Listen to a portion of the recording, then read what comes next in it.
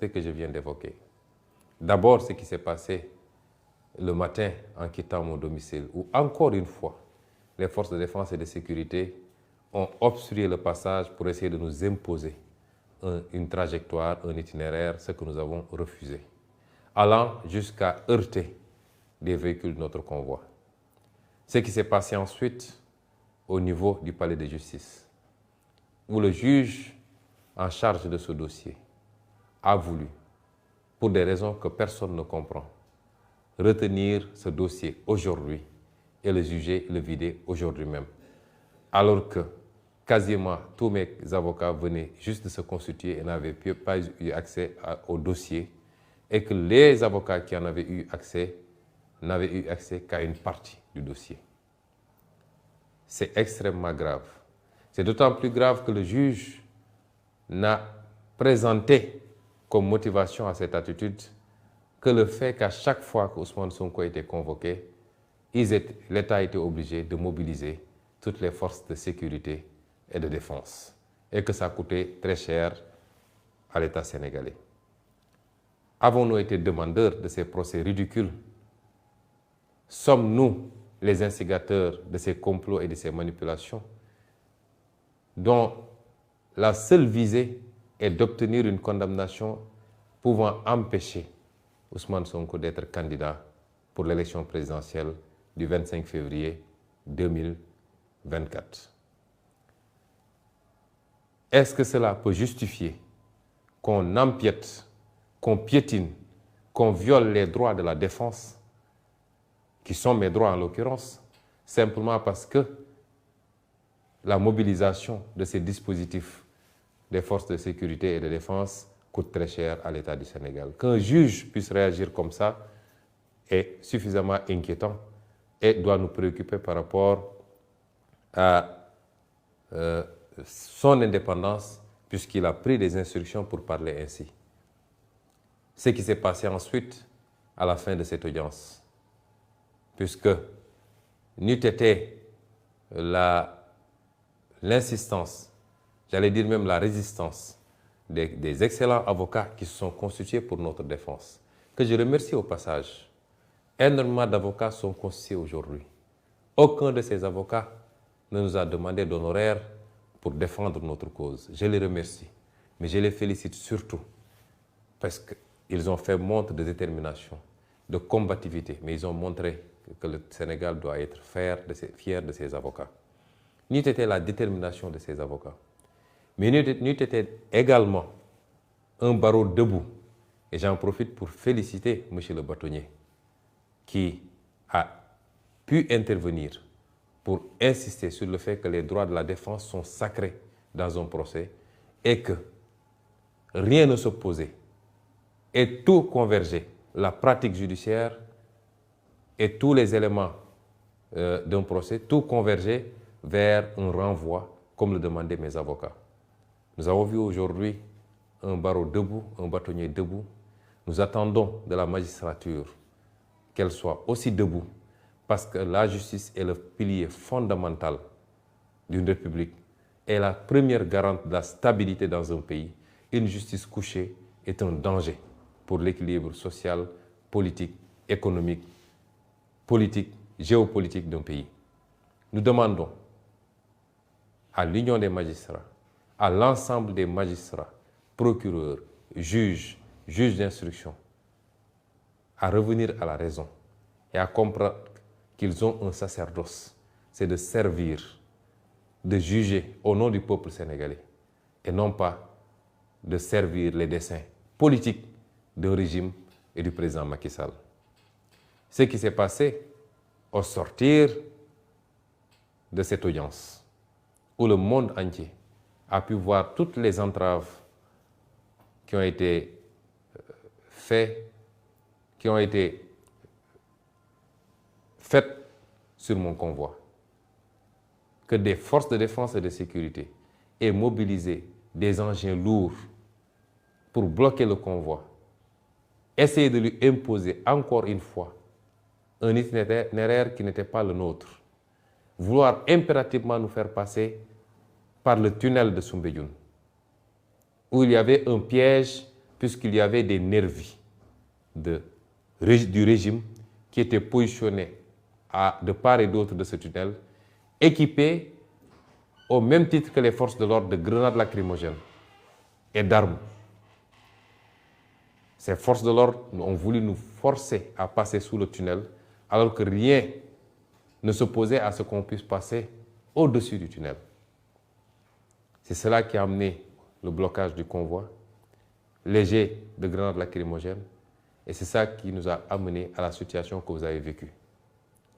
Ces mêmes forces de défense et de sécurité ont voulu m'imposer de sortir de mon véhicule pour entrer dans l'un de leurs engins blindés. Ce que j'ai formellement refusé parce que j'ai quitté mon domicile en citoyen libre à bord de ma voiture, accompagné de ma sécurité, pour aller au tribunal. Et je tenais à rentrer dans les mêmes conditions. Ce qu'ils m'ont refusé, allant jusqu'à exercer une violence inédite, inouïe, gratuite sur mon véhicule et sur ma personne. Le monde entier a vu des agents des forces de l'ordre casser la vitre de ma voiture, forcer les serrures pour m'extraire de force de cette voiture et me conduire directement à bord de l'un de leurs fourgons blindés. Ce que rien ne justifiait. Puisque si les forces de l'ordre veulent nous faire croire qu'avec tout ce dispositif qu'ils avaient déployé, ils n'avaient pas les moyens d'escorter notre convoi et de nous conduire à notre domicile, personne ne peut y croire. Le pire, c'est qu'aujourd'hui, on a vu des milices privées se fondre dans les rangs des forces de l'ordre, tirer des grenades lacrymogènes contre les foules sans que ces forces de l'ordre n'interviennent. Ce qui se passe dans ce pays est extrêmement grave. Le régime de Macky Sall entretient une milice privée que tout le monde connaît et reconnaît, que nous connaissons, que nous avons identifiée, photographiée. Et cette milice, aujourd'hui, commet des exactions contre les populations. Un des acteurs éminents de la société civile a parlé de guerre civile la dernière fois. Certains se sont empressés de s'acharner contre lui. Mais le président Macky Sall nous conduit directement vers une situation désastreuse parce que personne n'acceptera de se laisser tirer comme des lapins par des milices privées entretenues par le régime du président Macky Sall. J'en appelle donc à l'ensemble du peuple sénégalais. J'en appelle à la communauté internationale pour vous dire que celui qui s'est présenté à vous comme un démocrate, qui a essayé de dépeindre son opposition comme une opposition violente, déraisonnée, est le seul dictateur, le seul violent, le seul haineux qui existe aujourd'hui au Sénégal. Le Sénégal est un grand peuple qui a jusqu'à présent résisté à tous les soubresauts, qui n'a jamais connu, qui n'a jamais été traversé par des considérations liées à l'ethnie, à la race, à la région d'appartenance. C'est seulement sous le régime du président Macky Sall qu'on a commencé à entendre ces discours haineux. Je veux dire à cette communauté internationale et au peuple sénégalais que cette obsession pour le pouvoir et pour un troisième mandat est en train de mener le président Macky Sall et son régime à franchir la ligne rouge qu'aucun président avant lui n'avait franchie dans ce pays. Celle-là qui nous conduit vers la déstructuration du tissu social. Il est temps d'arrêter le président Macky Sall. Dès demain, nos avocats qui sont en train de travailler sur les suites à donner à tout cela déposeront certainement des plaintes, même si on n'a pas espoir, vu ce qui se passe dans la justice sénégalaise. Mais certains comportements et certains crimes ne sont pas prescriptibles. Contre tous les acteurs qui ont été mêlés à ces exactions, à commencer par le ministre de l'Intérieur, les généraux et chefs de la police qui sont mêlés à qui sont les donneurs d'ordre, les commissaires et autres commandants qui y sont directement mêlés, des plaintes seront déposées parce que nous ne laisserons pas passer de telles attitudes qui ne relèvent pas d'une police nationale, mais qui sont des attitudes de banditisme. Comment pouvez-vous imaginer qu'un grand avocat comme Maître Clédor Ciré Ly, l'un des meilleurs d'Afrique de l'Ouest, procédurier et pénaliste, ait été brutalisé, extrait de force de la voiture pour être conduit dans un fourgon blindé? Comment pouvez-vous expliquer qu'un avocat qui a plus de 42 années de barre, comme Kawsu Kaba Bodian, plus de 80 ans, soit aujourd'hui brutalisé, qui ne présentait aucun risque, aucune menace pour ses forces de défense et de sécurité? Comment pouvez-vous expliquer ça? Qu'est-ce qui peut justifier ces actes gratuits de violence et de vandalisme policier sur ordre du président Macky Sall et de son ministre de l'Intérieur?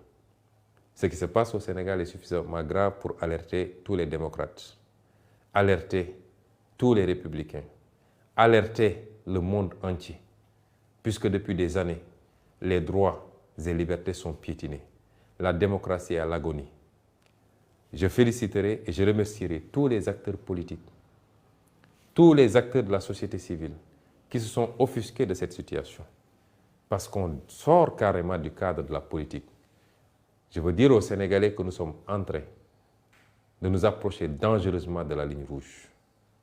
Et celui qui n'en est pas conscient devrait prendre conscience parce qu'il est temps. Celui qui en est conscient et qui observe en spectateur doit comprendre qu'il ne sera pas épargné si cette situation parvenait à arriver à cette ligne rouge. Je voudrais également dire qu'on ne peut pas arrêter la mer avec ses bras. Ce qui inquiète le président Macky Sall et son régime, ce qui les met mal à l'aise, c'est cette déferlante humaine à chaque fois que nous sortons. Cette popularité grandissante, je l'ai toujours dit, ce n'est pas un mérite. Et les Sénégalais ne nous suivent pas, n'adhèrent pas à notre discours et à notre projet par rapport à notre personne. Nous avons beaucoup travaillé à faire comprendre aux Sénégalais là où nous voulons aller. Ce combat pour la souveraineté, ce combat pour la dignité recouvrée, ce combat pour la réappropriation de notre destin national, c'est ce que les Sénégalais ont compris. Et c'est pourquoi ces milliers, ces millions de jeunes sortent à chaque fois pour suivre nos convois, pour adhérer à ce projet. C'est pourquoi ces milliers d'intellectuels adhèrent à ce projet. C'est pourquoi la diaspora, dans presque sa globalité, adhère à ce projet. C'est pourquoi même les forces de défense et de sécurité, qui exécutent des ordres, souvent malgré eux, adhèrent à ce projet. C'est pourquoi tous nos compatriotes africains nous suivent de très près, comprennent le discours et adhèrent à ce projet. Si le président Macky Sall pense qu'il peut arrêter cela par l'intimidation, par l'instrumentalisation de la justice, par la violence gratuite, il se trompe et il est temps qu'il revienne à la raison. C'est la dernière fois que je le dirai. Je veux féliciter le peuple sénégalais, féliciter cette jeunesse formidable et terminer par vous dire ce que je vous ai toujours dit. Nous ne vous décevrons jamais. Nous ne vous trahirons jamais. Ce combat est le nôtre.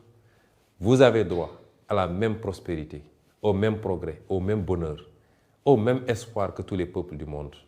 Nous ne vous décevrons jamais.